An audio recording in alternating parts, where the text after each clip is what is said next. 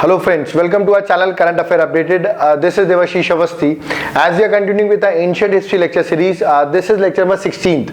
तो आपको याद होगा in the previous lectures we are discussing about post Maurya. उसमें हमने native successors के बारे में देख लिया था. याद होगा अपने last lecture में we have done those part. आज हम उसी को कंटिन्यू करेंगे. और पोस्ट मॉडर्न्स में देखा जाए, पोस्ट मॉडर्न टाइम पीरियड में उस टाइम पे बहुत से फॉरेन इन्वेजन्स भी इंडिया में हुए. तो आज डिस्कशन हमारा जो है वो है फॉरेन सक्सेसर्स ऑफ मौर्यास. मतलब मौर्यास के जाने के बाद याद रखिएगा कौन से फॉरेन सक्सेसर्स इंडिया में आए उसका डिस्कशन करेंगे. उसमें हम इंडो ग्रीक्स लेंगे, फिर हम दैट इज साकास लेंगे, फिर हम पार्थियंस लेंगे, उसके बाद जो अगला कुशानास, ठीक है, उसको डिस्कस करेंगे. तो let's start with the first topic. जो पहला टॉपिक हमारा होने वाला वो है इंडो ग्रीक्स. तो सबसे पहला याद रखिएगा फॉरेन रूलर जो इंडिया में एंटर कर रहा है at the time of post Mauryas, they are Indo Greeks, ठीक है. और इनका टाइम पीरियड है 2nd सेंचुरी बीसी, ठीक है. अब देखिए इन्हीं इंडो ग्रीक्स को हम यहाँ पर कह रहे हैं बैक्टीरियंस. याद रखिएगा बैक्टीरियंस अपन यहाँ पर इनका नाम रखा गया अपन ने, ठीक है. तो these are the first foreign ruler of north western India in the post modern period. याद रखिए पोस्ट मॉडर्न पीरियड में है ना जो बैक्टीरियंस इंडिया में अटैक कर रहे हैं, इंडिया को इन्वेड कर रहे हैं, उनका नाम है, इनको इंडो ग्रीक्स भी अपन कह सकते हैं, ठीक है. चलिए आगे बढ़ते हैं. अब आप देख रहे होंगे इंडिया में मैक्सिमम जो अटैक हो रहा है वो नॉर्थ वेस्टर्न साइड से हो रहा है, ठीक है.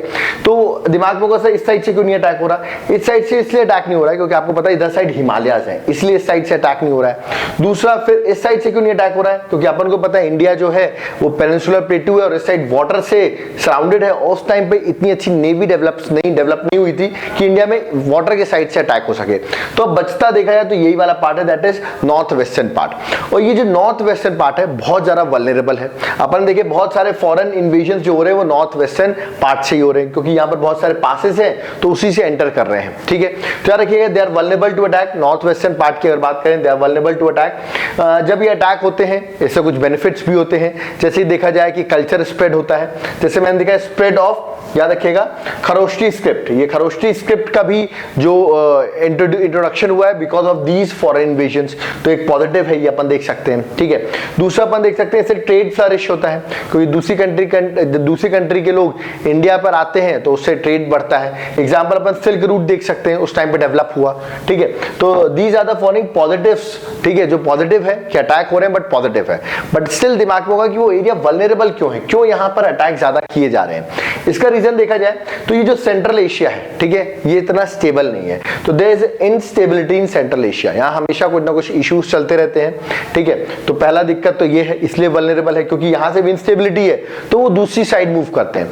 अब दूसरी साइड किधर मूव करेंगे, इधर साइड तो आपको पता है ग्रेट वॉल ऑफ चाइना है, ठीक है. मैंने अगला लिखा भी है great wall of China bye Huang T 220 BC. तो उनके एस्टैब्लिश करने की वजह से ग्रेट वॉल ऑफ चाइना वो उधर मूव नहीं कर सकते. अब उनके पास क्या बचा है, रूट बचा है वो नॉर्थ वेस्टर्न इंडिया के साइड बचा है. तो याद रखिएगा इंस्टेबिलिटी होने की वजह से वो इंडिया की ओर मूव करते हैं. और यहां देखा जाए जो एम्पायर भी है वो भी बहुत यूनाइटेड नहीं है, ठीक है. एम्पायर्स आर नॉट यूनाइटेड, ठीक है. इवन जब अलेक्जेंडर ने इन्वेड किया था, ठीक है, तो आप देखा होगा कि अलेक्जेंडर चला जाता है तो उस टाइम पर वो सेल्यूकस डिक्टेटर को वहां पर छोड़ जाता है कि वो उस एरिया को मेंटेन करे. बट देखा जाए तो एम्पायर है दैट इज सेल्यूसिड एम्पायर, वो भी बहुत वीक है, ठीक है. तो उसकी वजह से जब वीक एम्पायर है तो एम्पायर बहुत सारे छोटे छोटे कॉलोनीज में डिवाइड हो जाता है. जब भी छोटे छोटे कॉलोनीज में डिवाइड हो जाए तो उसको तोड़ना बहुत आसान है, ठीक है. तो याद रखिए these are the following reasons why always north western side are vulnerable. चलिए अपन अपने बैक टॉपिक पे आते हैं, दैट इज इंडो ग्रीक्स जिसको अपन डिस्कस कर रहे थे. तो याद रखिएगा जो आज हमें डिस्कशन करना है वो फॉरेन सक्सेसर में हम 4 डायनेस्टीज को डिस्कस करेंगे. पहला होगा इंडो ग्रीक्स जिसको अपन बैक्टीरियंस भी कहते हैं, मैंने भी आपको बताया. उसके बाद हम डिस्कस करेंगे अपना साकास. थर्ड जो हम डिस्कस करेंगे याद रखिएगा पार्थियंस डिस्कस करेंगे, ठीक है, पार्थियंस डिस्कस करेंगे. और फोर्थ जो होने वाला कुशाना डिस्कस करेंगे, जिनमें से पहले 3 जो है वो मैं आज डिस्कस कर दूंगा और कुशाना अपन अपने नेक्स्ट लेक्चर में डिस्कस करेंगे. तो चलिए स्टार्ट करते हैं इंडो ग्रीक्स. इंडो ग्रीक्स में ये तो पता चल गया कि पहले they are the first foreign rulers who attack in the post modern period, ठीक है. तो याद रखिए इसमें जो किंग है वो पहले देख लेते हैं कौन सा किंग है जो इनके साइड से इंपॉर्टेंट है और अपने एग्जाम पर्सपेक्टिव के लिए इंपॉर्टेंट है. दैट इज याद रखिएगा डेमेट्रस. तो डेमेट्रस डिमेट्रियस है, he is a king of, याद रखिएगा, Indo Greeks. Why is famous? क्योंकि एक्चुअली वो इंडिया में अटैक करता है, इन्वेड करने की कोशिश करता है, but he was defeated at that time by Pushpavati Shunga. याद होगा आपको, जिन्होंने याद होगा आपको मौर्यन एम्पायर को खत्म किया था, ठीक है, और एस्टैब्लिश की थी शुंगा डायनेस्टी, ठीक है। तो वही डिफीट कर देते हैं इस डिमेट्रियस को। तो डिमेट्रियस, मैंने पढ़ाया भी था आपको कि इसके टाइम पर ग्रीक इन्वेजन होता है, बाहर से लोग अटैक करते हैं, बट ही रिपल, वो रिपल कर देता है। तो याद रखिएगा, ही वाज, डिमेट्रियस जो है, ही was defeated by Pushpavati Shunga, ठीक है। सेकंड जो मोस्ट इंपॉर्टेंट है इंडो ग्रीक्स में, वो है मिनेंडर। ध्यान रखिएगा, ये बहुत ही इंपॉर्टेंट है, ये एग्जाम में 100% क्वेश्चन पूछा सकता है। तो याद रखिए, जो मिनेंडर है, ठीक है, इसने अपना, इसका नाम दूसरे नाम से भी जाना जाता है, मिलिंदा। याद रखिएगा, MILINDA, ठीक है। तो इसका दूसरा नाम मिलिंदा है, वैसे इसका नाम मेंडर है, ठीक है। इसका टाइम पीरियड देखा जाए, सेकंड इंपॉर्टेंट रूलर है, 165 BC से लेके 145 BC। ये जब इंडिया में आता है तो याद रखिएगा, ही वाज प्रोपोगेटेड, और उसको बहुत ज्यादा मोटिवेट किया जाता है, तो ही कन्वर्टेड टू बुद्धिज्म। तो वो उसने कौन सा धर्म अपना लेता है? बुद्धिज्म धर्म अपना लेता है। और उसने बहुत इंपॉर्टेंट रोल जिसने प्ले किया है to convert a king to adopt Buddhism is, याद रखिएगा, नरसेना, या इसका दूसरा नाम नागार्जुन भी लिखा हुआ है। तो इसने ही बहुत इंपॉर्टेंट रोल प्ले किया है to convert the king into Buddhist, ठीक है। तो बुद्धिज्म अपना लेता है। इसी के लिए अब जब उसने इतना बड़ा किंग को बुद्धिज्म में कन्वर्ट किया, तो ऑफ कोर्स कोई बुक तो लिखी जाएगी इस बात पर। तो एक बहुत इंपॉर्टेंट बुक है, याद रखिएगा, Milinda Panho. This is very important book. These are the, इस बुक में है क्या? एक्चुअली ये बुक जो है वो पाली लैंग्वेज में लिखी गई है, और इसमें एक्चुअली क्या है, जो मिलिंदा है, वो अपने क्वेश्चंस पूछ रहा है, दैट इज नरसेना या नागार्जुन से, ठीक है। और वो क्वेश्चंस जो है वो पूरी तरीके से इस बुक में बताए गए हैं। इसलिए मैं लिखा questions asked by Melinda from हुम, फ्रॉम नरसेना या नागार्जुन, ठीक है। और याद रखिए कि एक बुद्धिस्ट वर्क है, दैट इज मिलिंदा पानो, पूछा सकता है ये बुक जो है ये किस लैंग्वेज में लिखी गई? तो आंसर याद रखिएगा, पाली लैंग्वेज में, ठीक है। और एक बुद्धिस्ट ही वर्क है ये, ठीक है। नेक्स्ट आगे बढ़ते हैं। जब इंडो ग्रीक्स की बात करें, आपसे क्वेश्चन जरूर पूछा गया, first one two issue the gold coins, वो कौन थे? तो याद रखिएगा, first one two issue gold coins व इंडो ग्रीक्स, ठीक है, जिसको अपन बैक्ट्रियंस भी कह रहे हैं, ठीक है। और ये जो कॉइन्स थे, दे एट्रिब्यूटेड टू किंग, मतलब किंग को एट्रीब्यूट किए गए थे। अगर आप कॉइन्स देखेंगे तो किंग की इमेज बनी रहती थी। तो याद रखिएगा कि कॉइन्स जो है इसको एट्रीब्यूट किया गया है किंग्स के लिए, ठीक है। आगे बढ़ते हैं। इंडो ग्रीक्स अगेन एक बहुत इंपॉर्टेंट चीज के लिए फेमस है, जिसको अपन अपने आर्ट एंड कल्चर लेक्चर में डिस्कस करेंगे।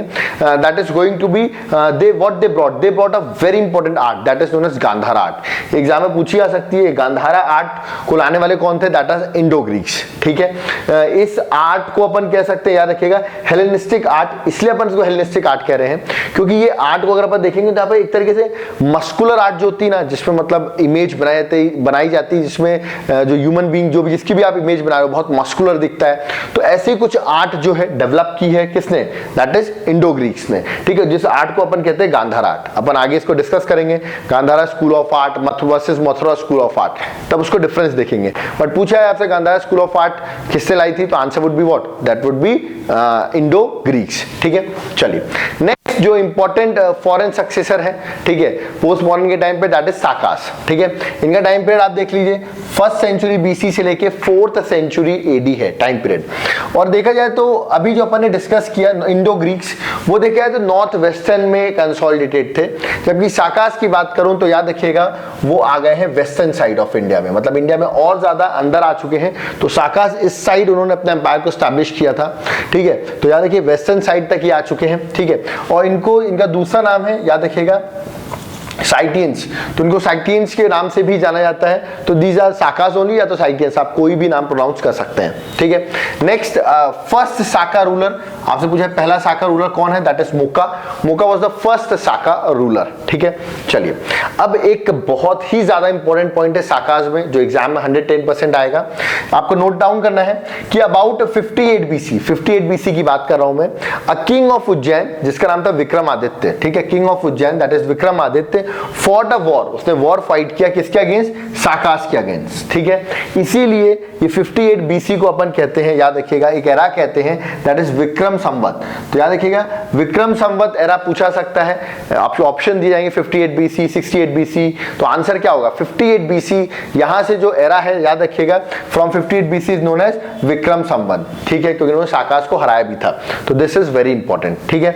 चलिए अगर साकास की बात करूं तो Moga was the first ruler, but इसमें कभी भी एग्जाम में क्वेश्चन पूछा है तो एक बहुत इंपॉर्टेंट रूलर है साकास की तरफ से, दैट इज रुद्रवर्मन। याद रखिएगा ये रुद्रवर्मन जो है very important ruler. Time period आप देख सकते हैं 130 से लेके 150 AD, ठीक है। ये इंपॉर्टेंट इसलिए है, एग्जाम में ऑलरेडी क्वेश्चन आया हुआ है कि सुदर्शन लेक, जो कि मैं आपको बता दूं गुजरात में है, उसको रिपेयर, ये लेक तो मॉडर्न टाइम पे एस्टैब्लिश की गई थी, बट इसको रिपेयर किसने किया है, तो इसको रिपेयर रुद्रवर्मन ने किया है। ये क्वेश्चन इंपॉर्टेंट है।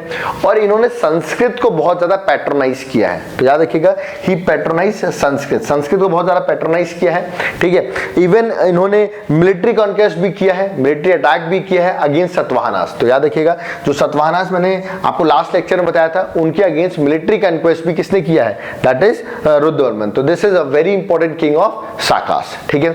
चलिए आगे बढ़ते हैं अपन, जो अपना थर्ड इंपॉर्टेंट फॉरेन सक्सेसर की बात करें तो याद रखिएगा पार्थियंस, दीज आर इंपॉर्टेंट।